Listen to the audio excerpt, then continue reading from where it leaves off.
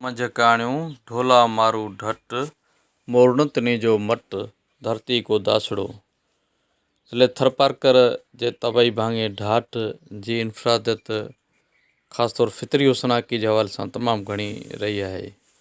ढाट जी इन फितरी उसनाकी केतिरनि आर्टिस्टनि खे उत्साह ॾिनो आहे।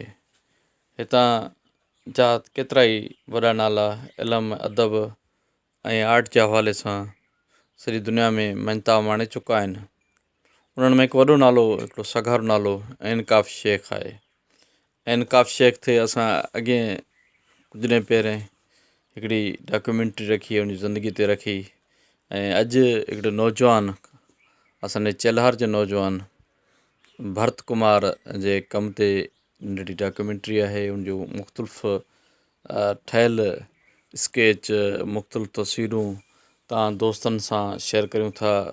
ॾिसो तव्हां, हीअ चेल्हार जो नौजवान भरत राठौड़, जंहिंजी MA इंग्लिश तइलीम जेका आहे उन में जारी आहे। हिन नौजवान 2013 में पंहिंजो आर्ट जे हवाले सां कमु शुरू कयो। पेंसिल वर्क खां वठी कलर पेंट जे हुन कम ताईं हुन मुख़्तलिफ़ अंदाज़ सां मुख़्तलिफ़ शयुनि खे हुन तस्वर निगारीअ में, मसवरीअ में हुन पेंसिल जे वर्क सां ई हुन बुर्श ऐं हुन मुख़्तलिफ़ शयुनि सां चिटण जी कोशिशि कई आहे। हिन असांजे नौजवान जो पोरियो, हिन नौजवान जो बुर्श ऐं पेंसिल सां कयल कमु ज़रूरु अॻिते हली तमामु वॾी मञता माणींदो। निहायत ख़ुशी थी जॾहिं मूं ॿियनि 2 दोस्तनि बि हिन जे कम खे ॾिठो आहे, जॾहिं मूं हिनजो कमु ॾिठो। ऐं ॿिया बि केतिरा ई अहिड़ा असांजा नौजवान दोस्त आहिनि जेके कमु कनि पिया, ऐं असां उन ते बि मरहले वाइज़ जेका आहे स्टोरियूं ऐं डॉक्यूमेंट्रियूं ऐं तव्हां दोस्तनि सां शेयर कंदासीं। सो हिन वक़्तु हीअ असांजो नौजवान जेका आहे भरत कुमार, उनजो ई कमु आहे। तव्हां ॾिसो हिन में हिन केॾी ख़ूबसूरतीअ सां शयुनि खे चिटियो आहे। हिन में हिन फितरी रंग बि वरिता आहिनि।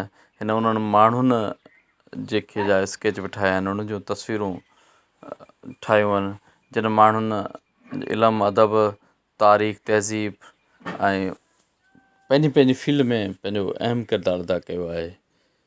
ऐं हिन नौजवान जी हौसला अफ़ज़ाई थियणु घुरिजे, हिन जे कम खे मञता मिलणु घुरिजे। ऐं असां सम्झूं था हीअ सभु नौजवान असांजे इनकाफ शेख जे कम जो तसलसल आहिनि, ऐं निहायत ख़ुशीअ जी ॻाल्हि आहे। ऐं हू बि चेल्हार तमामु तारीख़ी तौर ते तमामु घणो उनजो पोरियो शामिलु आहे। साईं रायचंद हरीजन, मघाराम मोझा, ऐं असांजो इंतिहाई हिन वक़्तु ॿियो बि दोस्त असांजो सवाईलाल सांगी ऐं उनजो भाउ गोवंद गुल बि आर्ट जे हवाले सां कमु करे रहिया आहिनि। असां यकीनन उन्हनि दोस्तनि ते बि कमु जे हवाले सां, पंहिंजो हुनजे आर्ट जे हवाले सां ख़ुशियूं रखंदासीं। ॿिया बि दोस्त कमु कनि था। अॼु असांजे हिन दोस्त भरत कुमार जो ई कमु आहे। भरत जेको आहे असांजो नौजवान, इहो असांजे शेख हयास जो आहे त को गबरू ॻाढ़ा संद जा तूं ई मुंहिंजो ख़्वाबु, तूं ई जवाबु सदियुनि जे सुवालनि जो। हीअ असांजे सदियुनि जे सुवालनि जो जवाबु आहे। अचो त हिन जे कम खे मञता ॾियूं।